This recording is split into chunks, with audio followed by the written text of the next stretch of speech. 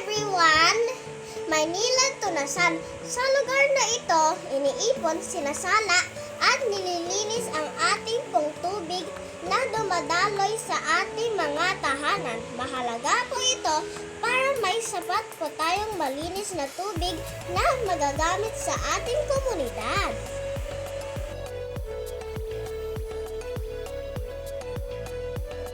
Muntinlupa City Hall of Justice. Dito nililitis ang mga maliliit at malalaking kaso.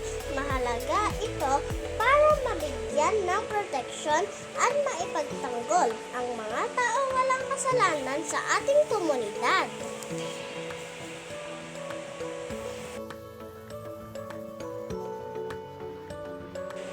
City of Muntinlupa Fire and Rescue. Sila ang mga taong tumutulong mag-apulan ng sunog sa mga kabahayan na susunugan at nagre-rescue kapag may kalamidad na dumarating sa ating komunidad.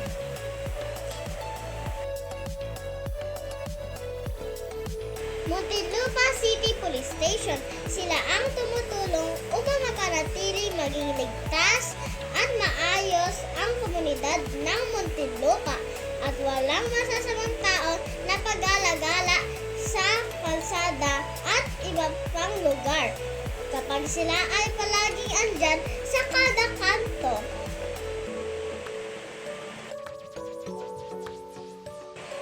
Muntinlupa Sports Center. Dito po ginaganap ang mga paligsahan sa ating komunidad at dito din po nagsasanay at nagpapalakas ang mga kabataang atletang Muntinlupeño.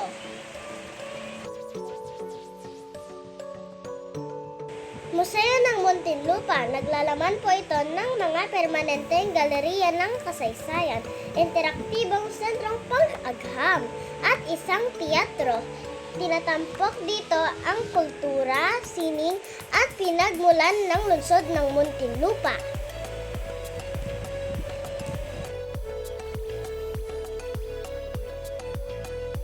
Susana Heights Bus Terminal. Ito po ang sakayan ng bus sa Susana Heights. Mahalaga po ito dahil dito sumasakay ang mga papasok sa trabaho at mga estudyante na papasok sa labas ng ating komunidad ng Muntinlupa.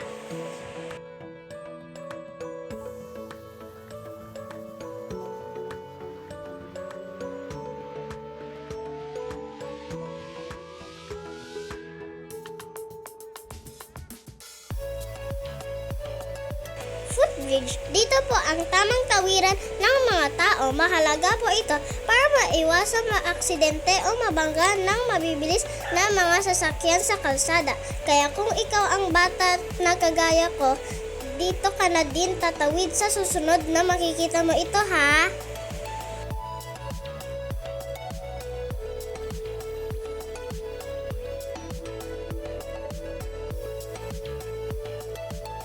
Tunasan Playground. Dito po kami naglalaro ng aking mga kaibigan. Mahalaga po ito para sa aming mga bata upang kami ay makapaglaro, makisalamuha at makipagkaibigan sa iba pang mga bata sa ating komunidad na nagpapasaya po sa aming mga bata.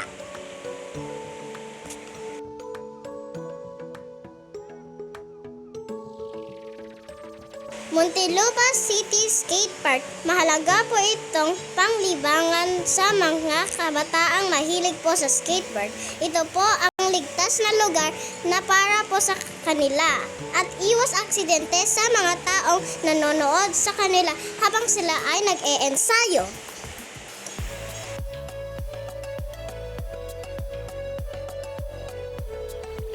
National Child Development Center. Ito po ang unang eskwelahan na napasukan ko po bago mag-elementarya. Dito po ako unang natutong magbilang at magsulat. Maraming salamat po sa mga guro na nagturo at naggabay sa aming munting mga bata.